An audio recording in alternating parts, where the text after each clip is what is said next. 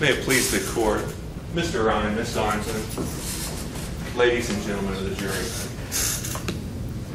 beyond a reasonable doubt, we've heard that term. That is the standard that the Commonwealth must meet for each and every element of the crimes that they have charged my client. Beyond a reasonable doubt. They have not met that burden, and I'll explain why.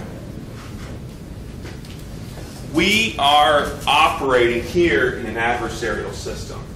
What that means is the Commonwealth attorney, the government, and the defendant are adversaries. The government wants to win, my client wants to win. Make no mistake of it, both sides want to win this. That's the system we live in. But you have to remember that although we want to win, we still work within the confines of the facts of the case. And the facts of the case is the information, the evidence, the testimony that you heard in this case.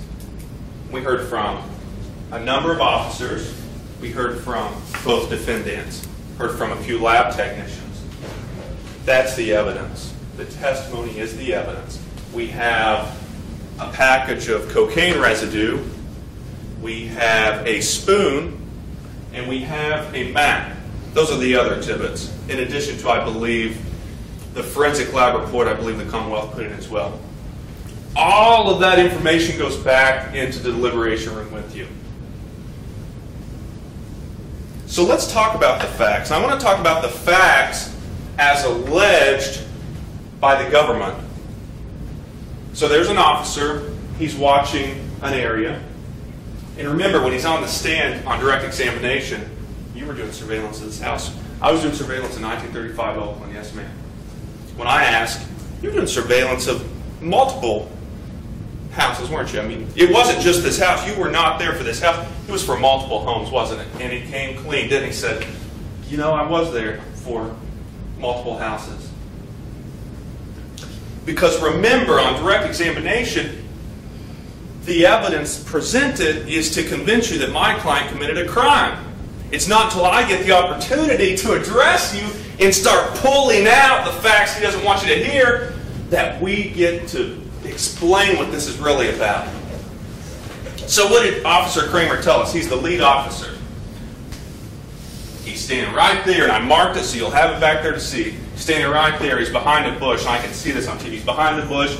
People are walking. He jumps back. Waits a little bit. People are gone. He looks back. What we do know is when he arrived at this location, the automobile was already there. He told us that. We don't know what happened prior to him arriving. We don't know what happened when that automobile pulled up. And I believe Ms. Arnson probably will argue, well, the defendants testified, and their story is so far-fetched. Did you hear the officer? He told you the truth. They didn't tell you the truth. But the fact is, we don't even know what happened, right? Because when he arrived on scene, that vehicle was already there. And he's watching, and he claims that Ray is going in and out. In and out. Now remember, Ray doesn't live at this house. He doesn't live here. He's not a tenant. He's not a resident. He's not an owner. Who lives there? Willie lives there. But the officer is telling us that Ray is going into Willie's house, back out, back in, back out, back in, back out. And at some point, on the way back out, he goes to the window, and there's something handed to him, and it just conveniently, it's so tucked into the hand we can't see what it is. We all know what the inference is, right? The inference is it's the drugs found in the car. That hand-off is made, and what does Ray do? He gets out. Sorry. He doesn't get out because he's already out, right? We talked about in and out when the officer was on the stand. Easy concept. Ray walks around the vehicle, opens the driver's door, gets in, starts ignition. It's a stick shift. He puts it, should be in first, I would think at that point. As in first, second, third. It goes around the block. He's here. 1, 2.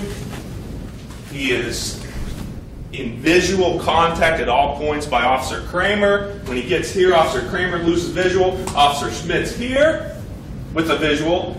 follows him up, and the car is stopped right here. And Officer Kramer says that takes 20 to 30 seconds. He walks on, I'm sorry, he didn't say that. He said he got back into his cruiser and pulled around, and that was within a minute. I mean, this is not very far, and you actually have, I'm sorry, you don't, it's cut off. But this is one block.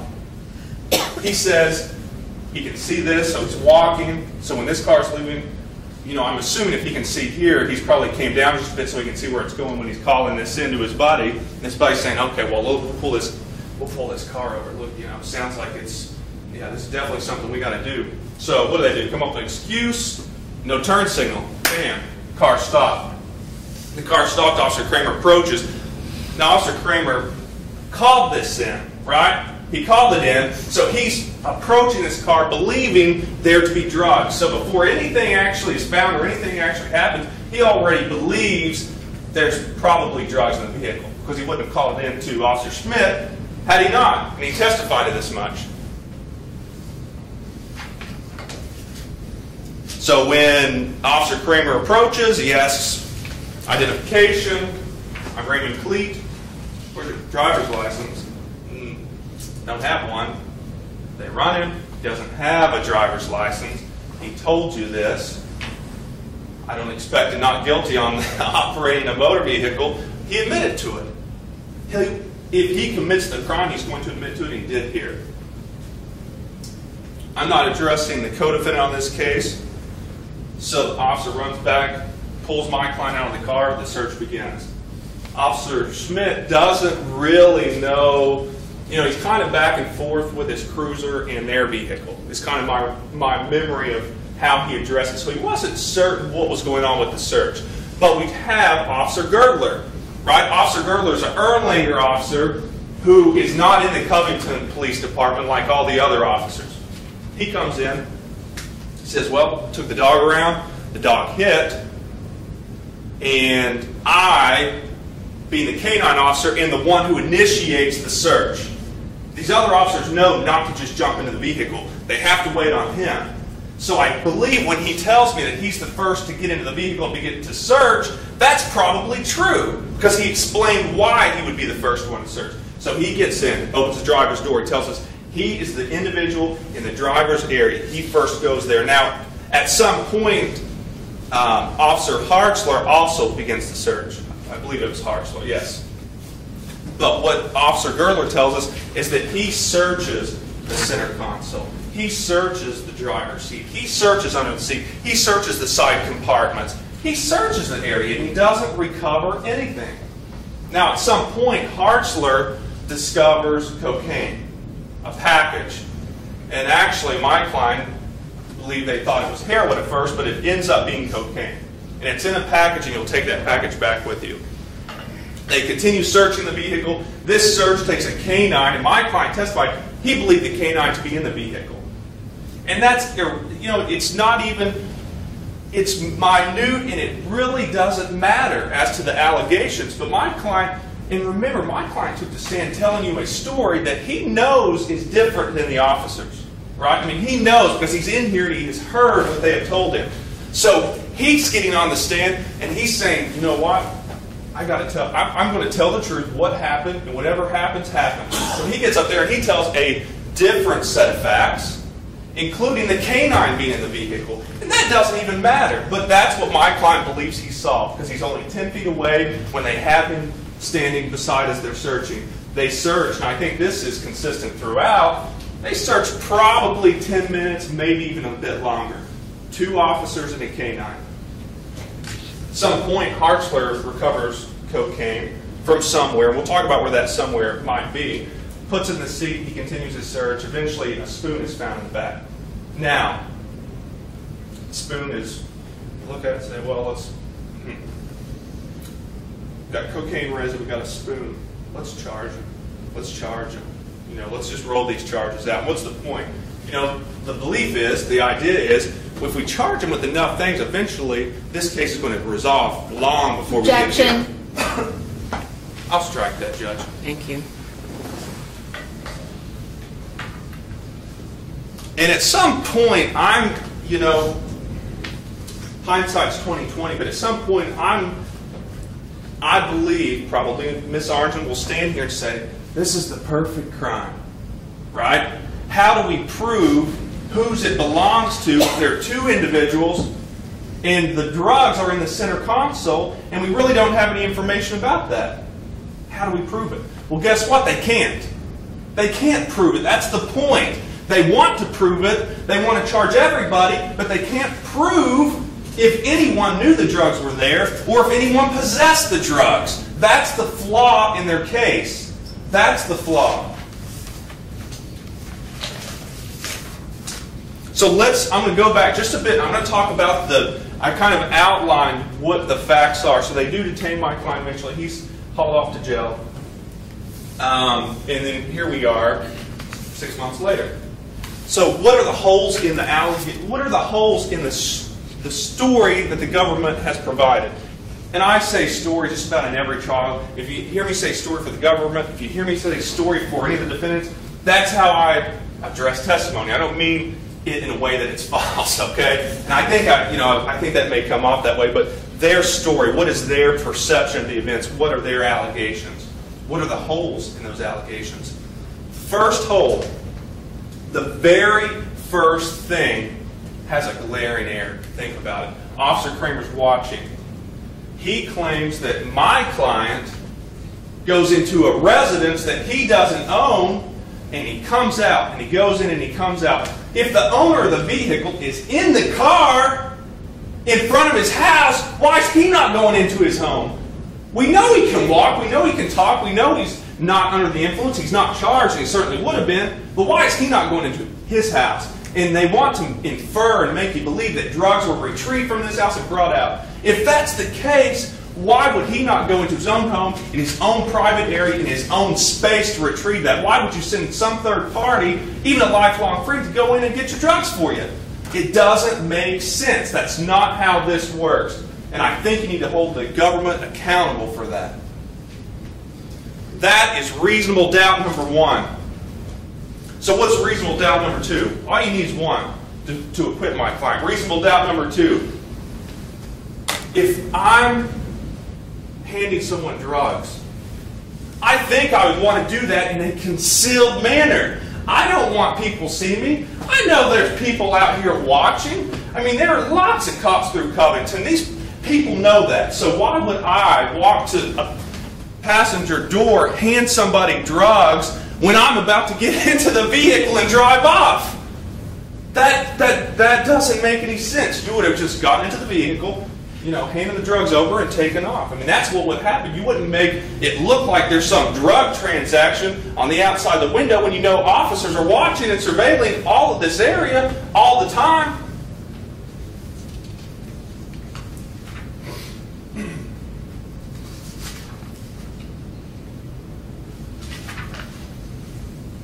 That's reasonable doubt number two.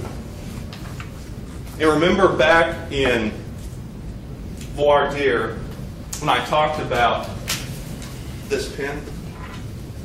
And I said, no one here is in possession. And everyone agreed that proximity, mere proximity, is insufficient to demonstrate, to show intent, let alone prove beyond a reasonable doubt intent to possess.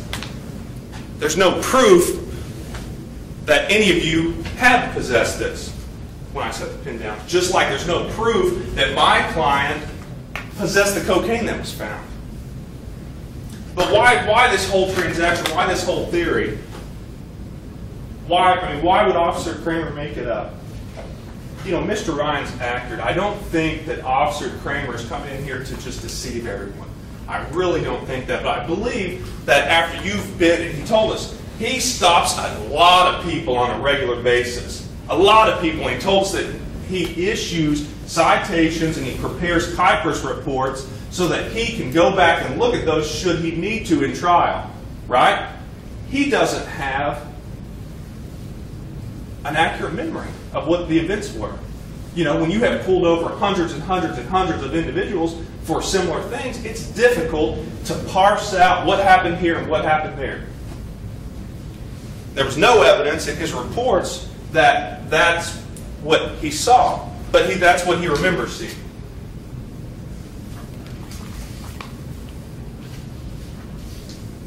But does help their case, doesn't it? I mean, it does help their case for him to say that he believes there was a hand-to-hand transaction, right? Because then it says, then the Commonwealth, the government can say, well, you know, if that's the case, we can charge both of them with these. I would also say, when you're back there deliberating, don't hold the objections against anyone. Don't hold them against the government. Don't hold them against my client. There are rules of evidence. There are things we can and can't do, and someone making an objection shouldn't be held against them. Everyone do that. And I know I've really delayed this trial a lot.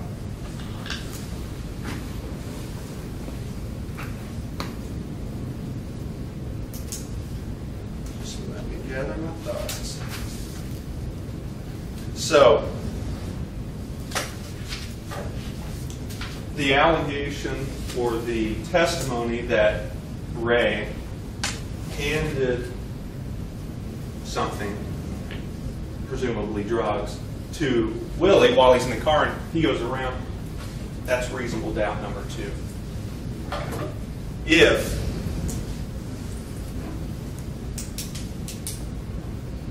and let me say this as well, you'll have the cocaine and you can handle it. It's in an evidence bag, a clear bag that you can see through. When you have that in the back, remember this is the cocaine they're charging both of these individuals with, both possession of a controlled substance. That's the basis of it. That's what was found. They charged both. So the story is they want you to believe that is what was handed.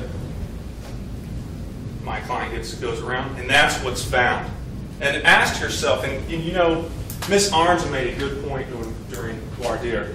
Bring your common sense to this case. Don't check that out at the door, right? Because you're going to see what they charged him with. You're going to hear the allegation. You're going to hear the story. And I think you can determine whether that makes any sense or not, okay?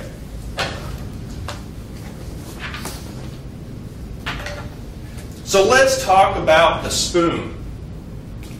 The spoon. And I actually had thought about getting it out of the envelope and holding it up, but I really don't need to because you'll have it. Okay? On cross-examination, if you remember, I had Officer Kramer on the stand pull the spoon out of the package, and he holds it up. And you guys are probably like, you know, trying to look at it, right? Because I know I would be. So he holds the spoon up. I say, what's on the inside of the spoon? He looks at it. Well, I don't know. I don't really see anything, right? And I say, okay, flip the spoon around. Flips it around. I say, so you've testified about all your experience and knowledge and how spoons can be used for the ingesting of drugs. Do you see burn marks? And he looks at it. I mean, he could have pulled out a magnifying glass. Well, could be. No, that's not his words. Right here. Possibly. They're asking you, the government is asking you to convict my client and put him in jail on Objection. Possibly. Sentencing during the guilt phase. Yes, Judge. I'm not talking about jail time. Well, I didn't talk about the length of time. I'm saying they want to send it. I mean, they want him to serve time on the charge. Which is an argument that may or may not be made in sentencing. Yeah, you can't do that. I'd like another admonition to the jury, Judge. I believe I Thank can, you. for the record. Okay, for the record, thank you. Members of the jury, once again, we had a statement about sentencing. This is the guilt or innocent phase, not the sentencing phase. Can you all please promise me that you won't consider just the previous remark when determining guilt or innocence? Thank you. Possibly is woefully short of beyond a reasonable doubt. Woefully short. And we talked about, I'll say on direct examination, the government talked to Officer Kramer about, well, what are the characteristics of drug paraphernalia? What are the characteristics?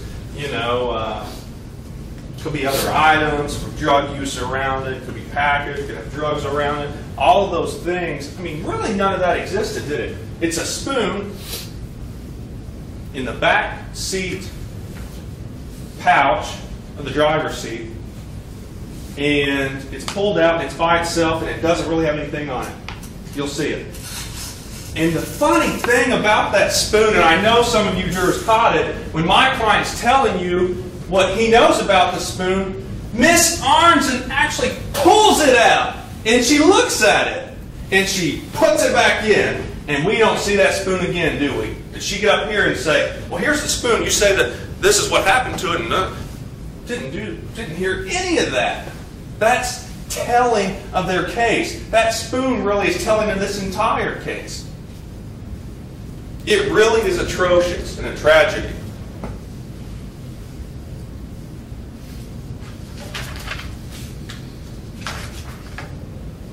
Okay. And by the way, spoon, reasonable doubt number 3, because it goes to the investigation of this case.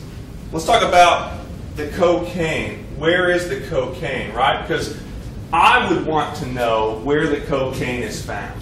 I think that's important.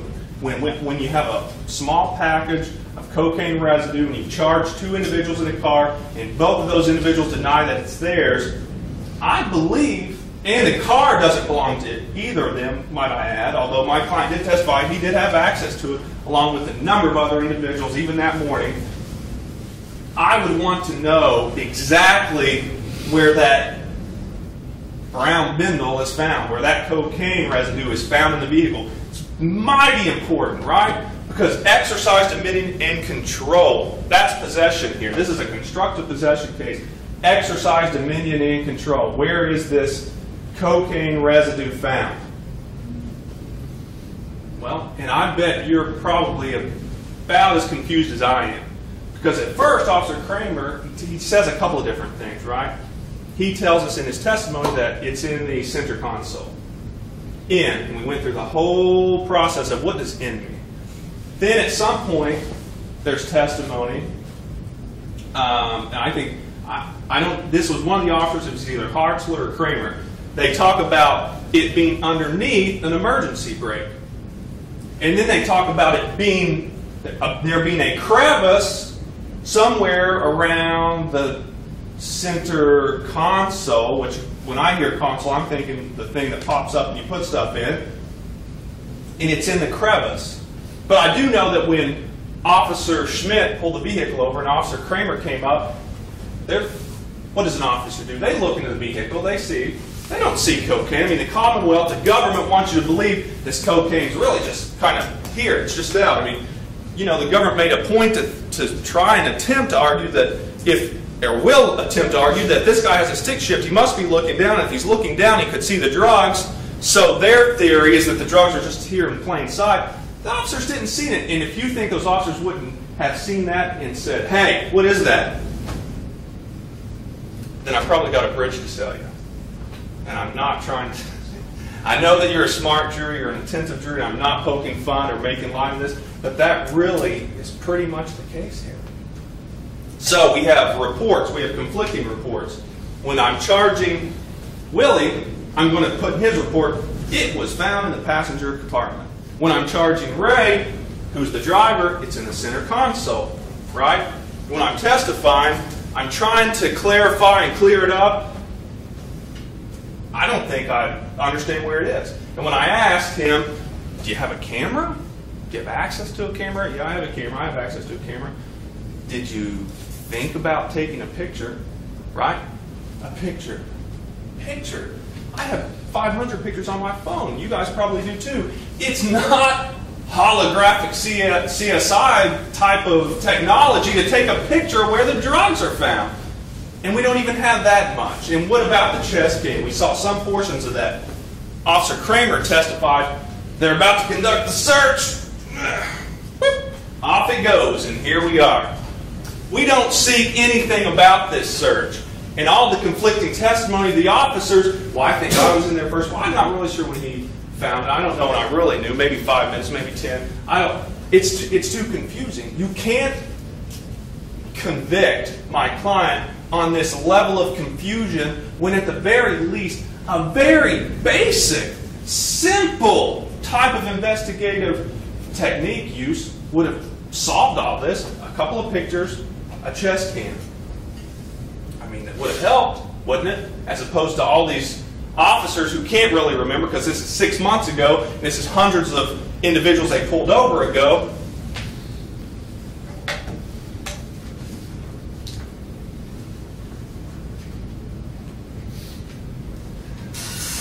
The cocaine. The very fact that we don't even know where it's found and 2 people have been charged with that, that's reasonable doubt number 4. At the end of the day, 1 reasonable doubt's enough because this case has to be proved beyond a reasonable doubt. And let's talk about the implication. Well, you'll see the drugs that are in the back. And we know that Ray and Willie are under constant surveillance. And it only takes 20 to 30 seconds to get pulled over by Officer Smith. Any argument or attempt to argue that there's not much cocaine, it's only red. So there's visual contact of the vehicle. No officer says that they see anyone with the cocaine, right? I mean, there's no testimony that someone had it in their hands or that it's up or anything else. There's no information from the officer who's watching either Schmidt or Kramer that there's a spoon in anyone's hand flapping around.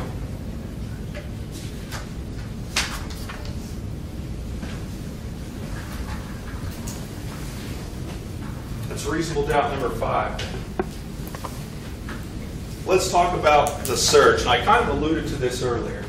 The search. 2 officers. Now, I think the government has presented sufficient testimony that you probably will believe, and I probably believe as well, that Officer Girdler got there, he searched the vehicle, and Hartzler searched the vehicle.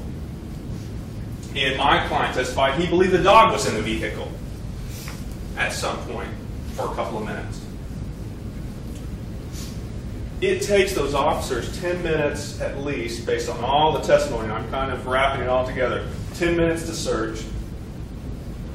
Girdler doesn't find anything, and he's the individual who says, you know, I think I do a pretty good job, or I'm trained to search, so when he's searching this vehicle, I'm assuming that he's doing his job, that he's searching it in a proper manner. He doesn't find anything, and he told you that he searched the center console area, and he described what the center console area was, right? It's that whole strip, and even up kind of on the dashboard. He said he searched it and found nothing. Now, that would have been before Officer Hartzler searched it.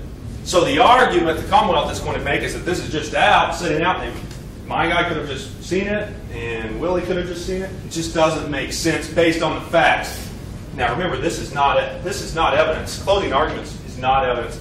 So Miss Arms is very persuasive, and she's going to say that they were. She's going to say, well, at one point. She won't say at one point. She'll leave that part out. Officer Kramer said it was, because that's what Hartzler told him, and that's what Hartzler said at some point as well. But remember when I asked Officer Girdler, what's a compartment, right? Did you feel that the officer was being a little bit coy? Not Girdler. I'm going to strike that. When Officer Hartzler, who found the items, was on the stand, and I asked him about what does terminology mean, right? What's a compartment?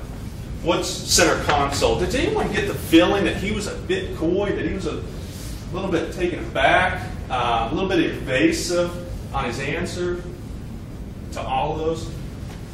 And when I put Girdler on the stand, I asked him, what's a compartment? We all know what a compartment is. It's not some special police lingo. Girdler said, well, it's an object that's enclosed with a lid, so you can put something inside. So when Kramer in his report says this cocaine, this brown bindle, is found in the passenger compartment, Girdler just told us what a compartment is, right? I mean, Kramer tried to come in here and kind of clean all that up on redirect by the government. But we know what a compartment is, and Girdler told us what it is. And he's a police officer, and he knows the lingo. That's what he believes a compartment to be.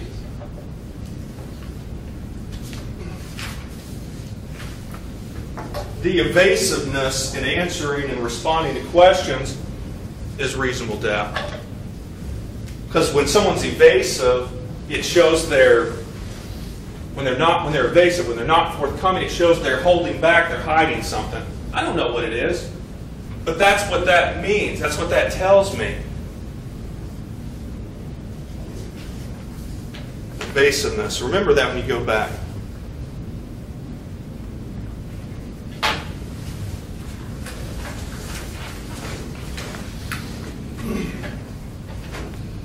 And this investigation has probably educated you to a point where you understand that when these charges are brought from the initiating document, we heard Officer Kramer tell us the initiating document. Actually, we heard Rob Sanders give us a full lecture on how does a case get processed from point A to point B, right? Point A, citation, that's the initiating document. We take them to jail, we log that, that's the start. We go back, we talk about the Kuipers report, that begins the investigation. At some level, they're then arraigned at district court. I'm not going to go through the whole process, but it's a whole process. And at some point, we can see the language that's used, right? I mean, we can see at the beginning, when the investigation first begins, we can see how language can be used, and we see how language can be changed to sort of mold what they want to do. We see that because we had testimony about it, and I've gone through some of that. We've heard testimony about it. We've heard about the reports, which were not consistent with Officer Kramer's statements, but we see how we can sort of wiggle around, and we can kind of weasel around. We can use words. We want to charge this guy, we're going to use these words. We want to charge this guy, we'll use these words. That's not proper, and I know that that's not what you expect on an investigation of this case. You expect more of the investigation of this case. Cameras available. Let's pull it out and take a shot of where these drugs are. Chest cam. Leave it on. Just don't turn it off. Right? I mean, that's a negative. That's not a positive. Positive is turning it off. I'm just saying don't turn it off. Just leave it on. Maybe we'll have a little bit more evidence. We don't have that. That was an affirmative action to actually prevent additional evidence that we could have had, that they could have used. Would have been helpful. That's reasonable doubt number 7. You know, I can't go through and pick out every single reasonable doubt that's involved in this case, and I know that you pay very close attention. I think that you can do that.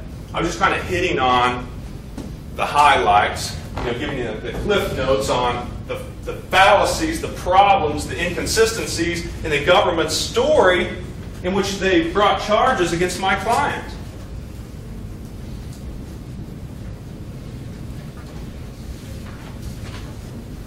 Let's talk about what my client told you. And again, he gets on the stand, hearing all of the officers, knowing very well that when he takes the stand, his testimony is going to be different. Right? And look at my client. Stand up, Ray. Look at him. He's not wearing an officer uniform. He doesn't look like an officer. He doesn't have a firearm. You can go ahead and sit down. He understands that people judge, right? When we see someone, we have a judgment call. It's instant. A couple of seconds. You meet someone, you already have an impression of them. He understands that. He knows that. We talk about that. The officer has an impression, right? When they walk into the courtroom, they look good. I mean, these are big, strapping men with a nice uniform, gun on the side. They present well. They're clean cut. They get up there, and they tell you what happened, according to them. Hard to disbelieve that. The only way that I think we effectively do that on the defense is to show the inconsistencies, the problems, the inferior, negligible investigation of the case. And I think that's been done here, and I think you realize that. What my client told you is that other individuals had this automobile. What does that mean? Well, I mean, you could infer that maybe someone else had the cocaine in the car, right? I mean, that's something to consider. There's no one testifying that it belonged to someone else. There aren't any other charges of anyone else of these drugs. But he just told the truth. He told you, right? I mean, this is Covington, an impoverished area. His car was an impound, probably never coming out. He was using his girlfriend's car. And these other people without vehicles were using her car as well. And he didn't talk a whole lot about that, and the government didn't ask too many questions about it. But is it so far-fetched that someone with a vehicle, when they're surrounded by friends and family without, would let them use a vehicle? We know it's not far-fetched because he was actually driving Linda's vehicle. But it wasn't his vehicle.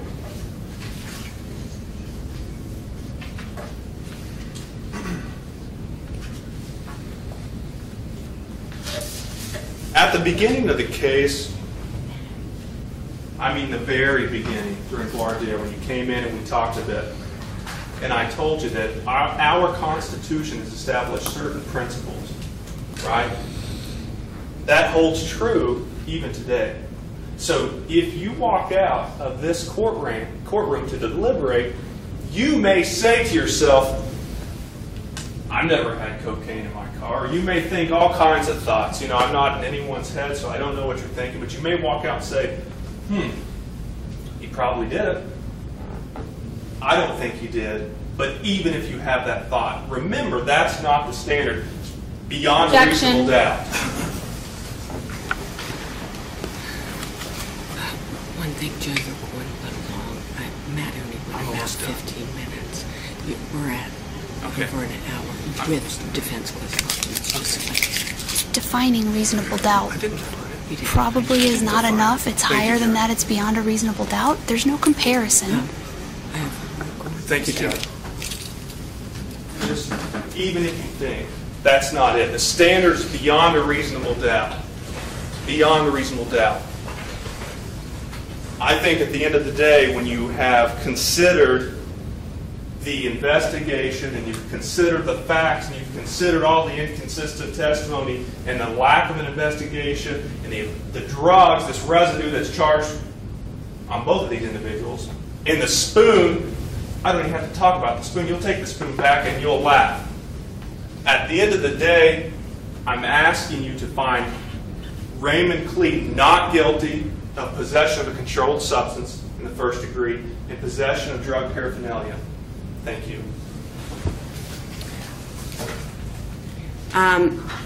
Ladies and gentlemen of the jury, we still have one more closing argument. It is the Commonwealth. The Commonwealth goes last.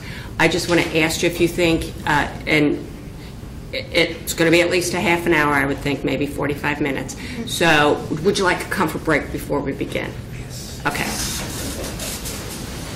All rise for the jury, please.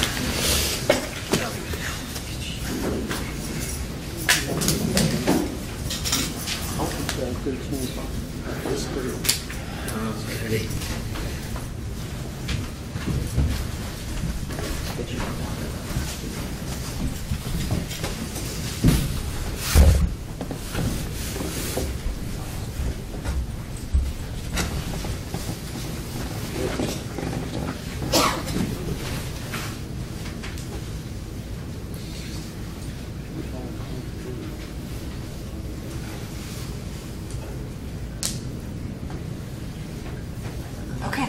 Hopefully we'll be back in 5 to 7 minutes.